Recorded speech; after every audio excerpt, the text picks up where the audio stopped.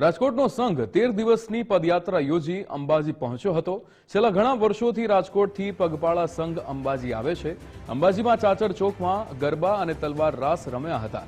સંઘના તમામ લોકો એક સમાન પહેરવેશ સજીને ચાલતા આવતા હોય છે। અંબાજી ખાતે ચાલીને એક જ પ્રકારનો પહેરવેશ જેટલા પણ દિવસ તે લોકોને ચાલવામાં લાગતા હોય છે તે લોકો અલગ અલગ પહેરવેશ જે છે એ અલગ અલગ દિવસ માટે તૈયાર કરાવતા હોય છે અને તમામ જેટલા પણ ગ્રુપના સભ્યો છે તે બધા જ એક જ પ્રકારના અહીંયા ડ્રેસીસ બનાવે છે, એક જ પ્રકારનો પહેરવેશ પહેરે છે અને છેલ્લા 13 દિવસથી જે પદયાત્રા ચાલતી આવતી હોય છે તેમની રાજકોટથી તે હવે અંબાજી ખાતે પહોંચી ગયા છે।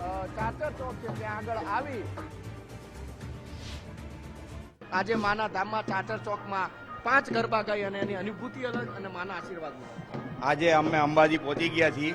જાણે એવું જ લાગે છે કે હજી કાલે જ નીકળ્યા હોય ને અત્યારે જ પહોંચી ગયા અને બધાનો ઉત્સાહ એવો છે, બધાનો મહિમા એવો છે કે બોલ માડી અંબે જય જય અંબેના નારા સાથે કોઈને થાક નથી લાગતો અને બધા આરામથી બધા દર્શન કરી શકે છે અને બોલ માડી અંબે જય જય અંબે નારો બોલાવે છે। અહીંથી પાછા આવતીકાલે ચોટીલા પણ માના દર્શન કરશો, પૂનમના દર્શન કરશો, એટલે એક જ પૂનમમાં 2 માતાજીના અભૂતપૂર્વ આશીર્વાદ।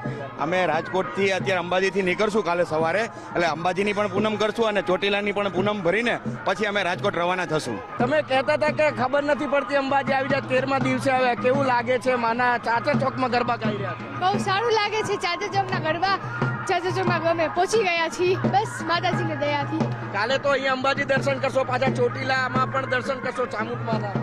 હા, કેટલો આનંદ આવે કે આટલા વર્ષોથી પરંપરા તમે પણ જોડાયા છો અને પેઢી એટલે લગભગ 3જી પેઢીથી આવો છો, કેટલો આનંદ આવે જ્યારે ચાલીને આવો? બહુ આનંદ આવે છે કે આ પેઢી છે જેમાં સાડી ટ્રેડિશનલ કપડાં પહેરીને જ જવું પડે, કે માની ભક્તિમાં સોળે શણગાર તો જવું જ પડે ને।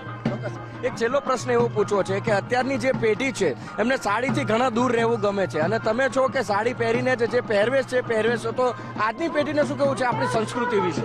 કેમ કે આપણી સંસ્કૃતિ છે, પહેલાના લોકો સાડી જ પહેરતા, દીકરીઓ પણ સાડી પહેરતી, અત્યારની જનરેશનને પણ આવું સાડી પહેરવું તો ગમતું નથી। મને ગમે છે, મને બહુ ગમે।